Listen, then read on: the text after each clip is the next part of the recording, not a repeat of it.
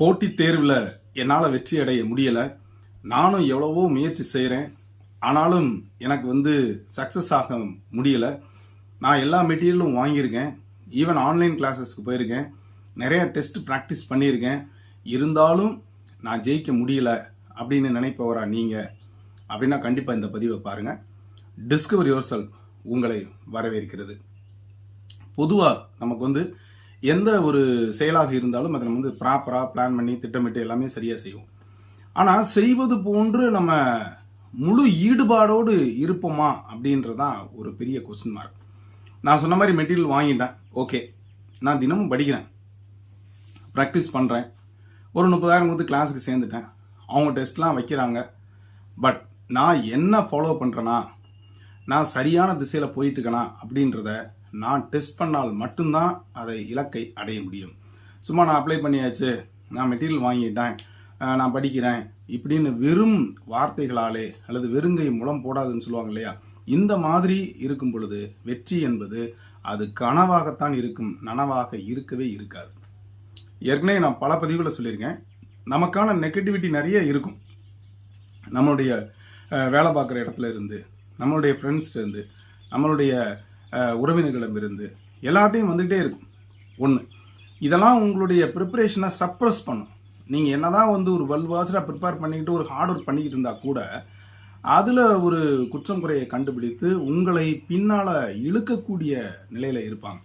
So இந்த மாதிரி தான் எப்படி நாம் எவ்வளவு கஷ்டப்பட்டு அதற்கான முன்னேற்பாடு செய்கிறோமோ அதற்கு முன்னால் நாம் எந்த லெவலில் இருக்கோம் அப்படின்றத நீங்கள் ஒவ்வொரு முறையும் நீங்கள் கண்டிப்பாக செக் பண்ணணும். எனக்கு இப்போ 1 மாதம் ஆயிட்டு நான் படிச்சுட்டு இருக்கேன், 2 யூனிட் நான் நல்லா தரவு பண்ணியிருக்கேன். இதில் எந்த கேள்வி கேட்டாலும் என்னால் முடியும் அப்படின்னு இருக்கணும். நுனிப்புள் மேயவே கூடவே கூடாது. படிக்க வேண்டிய விஷயங்களை நல்லா டெப்த்தாக படிச்சுட்டா ஈஸியாக இருக்கும். சரி, எல்லா விஷயமும் படிக்க முடியாதுல்ல சார் அப்படின்னா அப்படிலாம் கிடையாது. நமக்கு நல்ல சான்ஸ் கொடுக்காங்க. சரி, ஃபார் எக்ஸாம்பிள் இப்போ பாருங்கள், டிஎன்பிஎஸ்சி குரூப் 4 இருக்குது, ஜூலை மாதம்னு எக்ஸாம் சொல்லிட்டாங்க. அப்போ ஜூலை மாதம்னா இப்போ தான் ப்ரிப்பேர் பண்ணணும் அப்படின்னா கட்டாயம் கிடையாது. போன வருஷம் தோல்வி அடைஞ்சிட்டோம், அப்போ அந்த வருஷத்துல இருந்து மறுபடியும் ஜூன் ஜூலையில் எக்ஸாம் நடக்கும் அப்படின்னு அந்த தொடர்ச்சியான ப்ரிப்பரேஷன் இருந்தால் மட்டும்தான். இப்போது நாம் பிஜிடிஆர்பிக்கு நோட்டிஃபிகேஷன் வந்த பிறகு படிச்சுக்குவோம் அப்படின்னு சொல்லி ஒரு குரூப் இருக்கும். இப்போ டேபிள் வந்துருச்சு, இன்னும் 2-3 மாதத்தில் வரப்போகுது அப்படின்னு ஒரு குரூப் இருக்கும். ஆனால் போன முறை 1 மதிப்பெண்ணில் எடுத்து தோல்வியுற்ற நபர்கள் கடந்த 3 வருடங்களாக எல்லா இடங்களையும் அலைஞ்சு திரிஞ்சு தேடி படித்து தரவு பண்ணிருக்கும் போது சிலபஸ் புதுசாக மாறுதுன்னு சொல்லிட்டு ஒரு ஹெவியான ஒரு சிலபஸ் கொடுத்துட்டாங்க. அதுக்கு போராடிக்கிட்டு இருக்காங்க. அவங்க ஜெயிப்பாங்களா? இன்னைக்கு நாம் எழுதக்கூடிய அல்லது இப்போ டைம் டேபிள் போட்டதுக்கு அப்புறம் அல்லது நோட்டிஃபிகேஷன் வந்ததுக்கு அப்புறம் இன்னும் மெட்டீரியலே நான் வாங்கலை, இன்னும் நான் என்கொயரி தான் போய்கிட்டே இருக்கு, இப்படி கொஞ்சம் பேர் இருக்காங்க.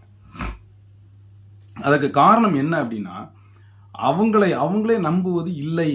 இதுதான், என்ன நானே நம்புறது இல்லை. இன்னும் சில பேர் எல்லாம் நான் பணம் கட்டிட்டேன், எல்லாம் கோச்சிங் சேர்ந்தாச்சு, நான் ஜெயிச்சிடலாம் அப்படின்னு நினைக்கிறது. இது ரெண்டுமே கிடையாது. இது உங்களை கண்டிப்பாக வெற்றி பாதைக்கு அழைத்து செல்லாது என்பதுதான் ஒரு 100% நிசப்தம் அண்ட் உண்மை. அப்போ இதை சக்சஸ் ஆக்கணும் அப்படின்னு சொன்னால் நீங்கள் 100% முழு ஈடுபாடோடு அங்கங்கே கிடைக்கக்கூடிய இந்த நெகட்டிவிட்டி எல்லாம் அடைச்சி வச்சுக்கிட்டு ஒரே நோக்கத்தோடு பயணித்தால் மட்டுமே ஜெயிக்க முடியும், இல்லைனா முடியவே முடியாது. அதற்கான நீங்கள் என்ன பண்ணணுங்கிறத நீங்கள் கரெக்டாக பண்ணுங்கள். ப்ரீவியஸ் இயர் கொஸ்டினை அனலைசிஸ் போடுங்க, உங்களுடைய ப்ரீவியஸ் இயர் எக்ஸ்பீரியன்ஸை நீங்கள் பாருங்கள், எங்கே நீங்கள் வீக்காக இருக்கீங்கன்னு கண்டுபிடிங்க. இப்போது சிலபஸ் மாறிடுச்சு. இன்னும் நிறைய பேர் சொல்லக்கூடிய ஒரு விஷயம், மேலோட்டமாக தான் கொஸ்டின்ஸ் கேட்பாங்க, போகிற போக்கில் சொல்லிட்டு போகிறதானே. அப்படிலாம் கிடையவே கிடையாதுங்க.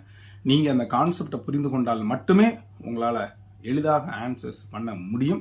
அது சப்ஜெக்டாக இருந்தாலும் சரி, சைக்காலஜியாக இருந்தாலும் சரி, ஜிகேவாக இருந்தாலும் சரி, இந்த 3ம் சேர்ந்துதான் உங்களுக்கு 3 இலக்க மதிப்பெண்கள் அந்த 100 அப்படின்றதை அடைய முடியும். அதனால் வெறும் திட்டமிடுதல், வெறும் மெட்டீரியல் பர்ச்சேஸ் பண்ணுறது, கிளாஸுக்கு போகிறது அப்படின்றதுனால மட்டும் உங்களால் ஜெயிக்க முடியாது. 100% முழு ஈடுபாடோடு நீங்கள் படிங்க, கண்டிப்பாக ஜெயிக்கலாம். இதுதான் இன்னைக்குள்ள மோட்டிவேஷன். தொடர்ந்து இது வரைக்கும் நம்முடைய சேனலை சப்ஸ்கிரைப் பண்ணிட்டு கொடுத்துட்டு பெல் ஐகானை கிளிக் பண்ணி மறக்காம செலக்ட் பண்ணுங்க. மீண்டும் அடுத்த ஒரு நல்ல அப்டேஷன் சந்திக்கிறேன். நன்றி, வணக்கம்.